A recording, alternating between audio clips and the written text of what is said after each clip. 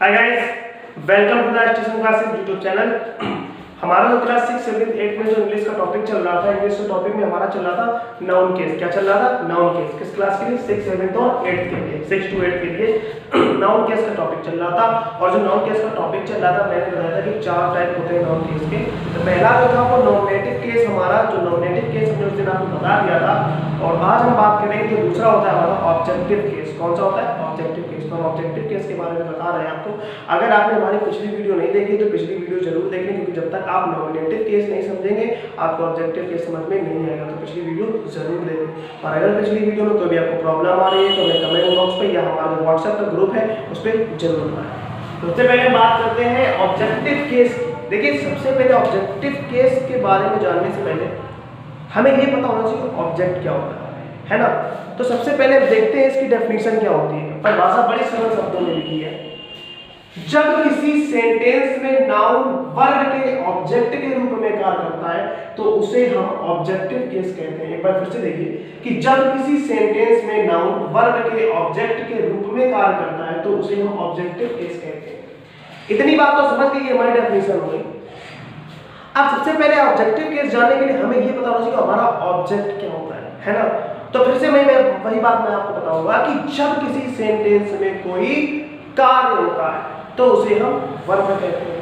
उस कार्य को जो करता है, यानी उस कार्य को जो करने वाला होता है उसे हम सब्जेक्ट मतलब कि कर्ता कहते हैं। और उस कार्य का जिस पर प्रभाव पड़ता है उसे हम ऑब्जेक्ट कहते हैं। क्या बोलते हैं?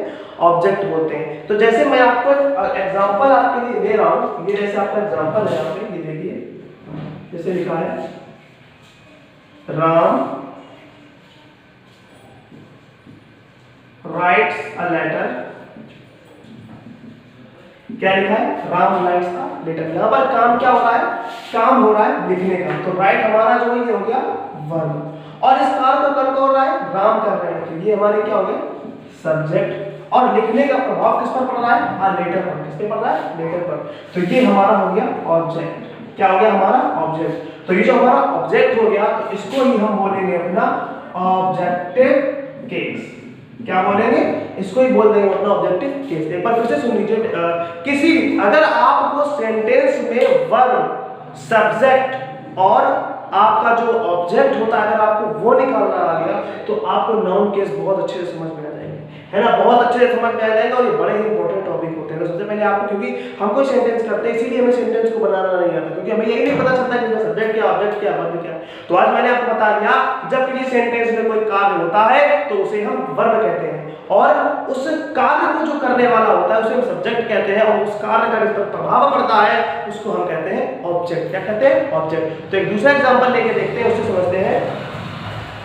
उसके बाद यहाँ पे लिखा है, देखिए दूसरा एग्जांपल हमारा, जैसे यहाँ पे मैं लिख देता हूं राहुल ब्रोक द चेयर। क्या लिखा है?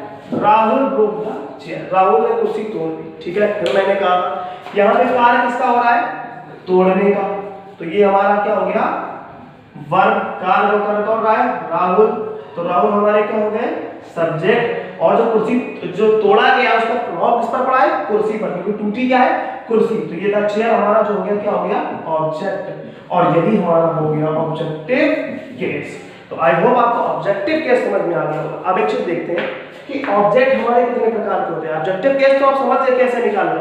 ऑब्जेक्ट केस हमारे कितने प्रकार के? ऑब्जेक्ट केस हमारे दो प्रकार, सॉरी ऑब्जेक्ट कितने प्रकार के होते हैं? ऑब्जेक्ट हमारे दो प्रकार के होते हैं। पहला होता है इनडायरेक्ट ऑब्जेक्ट, दूसरा होता है डायरेक्ट ऑब्जेक्ट। क्या होता है? इनडायरेक्ट ऑब्जेक्ट और दूसरा होता है डायरेक्ट ऑब्जेक्ट, है ना। तो सबसे पहले हम इनडायरेक्ट ऑब्जेक्ट के बारे में जानेंगे। देखिए सिंपल सी बात, बहुत सिंपल भाषा में समझा रहा हूं। जो लिविंग होते हैं वो इनडायरेक्ट ऑब्जेक्ट होते हैं। और डायरेक्ट ऑब्जेक्ट की डेफिनेशन क्या होती है? जो नॉन लिविंग होते हैं वो डायरेक्ट ऑब्जेक्ट होते हैं। जो नॉन लिविंग होते हैं वो डायरेक्ट ऑब्जेक्ट होते हैं। और जो लिविंग होते हैं वो इनडायरेक्ट ऑब्जेक्ट होते हैं। ये डेफिनेशन आपके सामने है, ये अच्छे से देख लीजिएगा इसको। तो आइए इसके एग्जांपल से जानते हैं कैसे हम बताएंगे कौन सा डायरेक्ट ऑब्जेक्ट है हमारा और कौन सा इनडायरेक्ट ऑब्जेक्ट है ना। तो पहले हम यही जानेंगे। जैसे मैं लिखूं he gave Rahul a book। He gave Rahul a book. मैं आपको एक चीज बता दूं, आपका जो ऑब्जेक्ट होगा और जो सब्जेक्ट होगा वो या तो कोई नाउन होगा या तो कोई प्रोनाउन होगा, इसके अलावा कोई आपका सब्जेक्ट या ऑब्जेक्ट नहीं बन सकता है। अब देखते हैं सेंटेंस में, ठीक है। काम क्या हो रहा है, देने का। क्या काम हो रहा है, देने का। तो ये हमारी क्या होगी, वर्ब। दे कौन रहा है, ही। तो ये हमारा क्या हो गया, सब्जेक्ट। क्या हो गया, सब्जेक्ट, यानी कि प्रोनाउन है, ये हमारा प्रोनाउन होता है, नाम तो है नहीं, है ना।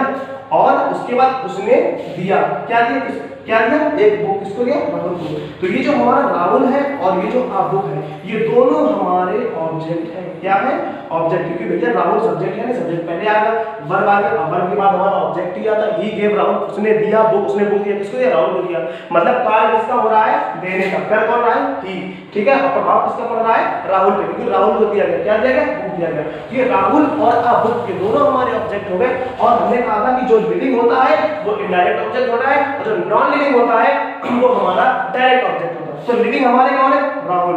तो राहुल भैया हमारे कौन से हो गए, ये हमारे हो गए इनडायरेक्ट ऑब्जेक्ट। कौन से हो गए, इनडायरेक्ट ऑब्जेक्ट। और जो हमारे बुक है, जो किताब है हमारी, वो कौन सा ऑब्जेक्ट हो जाएगा हमारा, नॉन लिविंग होती है, तो ये हमारा कौन सा हो जाएगा, डायरेक्ट ऑब्जेक्ट। कौन सा हो जाएगा हमारा, डायरेक्ट ऑब्जेक्ट। तो ये इतना हमारा फंडामेंटल था किसका, हमारा ऑब्जेक्टिव केस का। आई होप आपको ऑब्जेक्टिव केस समझ में आया होगा। अभी मैं आपको बुक से होमवर्क नहीं दूंगा, ठीक है। अभी आप सिर्फ इसके बारे में ही समझेंगे, ऑब्जेक्टिव केस के बारे में। और पिछली वीडियो जरूर देखिएगा अगर आपने वीडियो नहीं देखी, वरना कुछ भी समझ में आने वाला नहीं है। अगर कुछ भी वीडियो में समझ नहीं आ रहा तो कमेंट बॉक्स पे या हमारा जो व्हाट्सएप ग्रुप है उस पर जरूर बताएं। तब तक के लिए सुरक्षित रहें। थैंक यू, जय हिंद।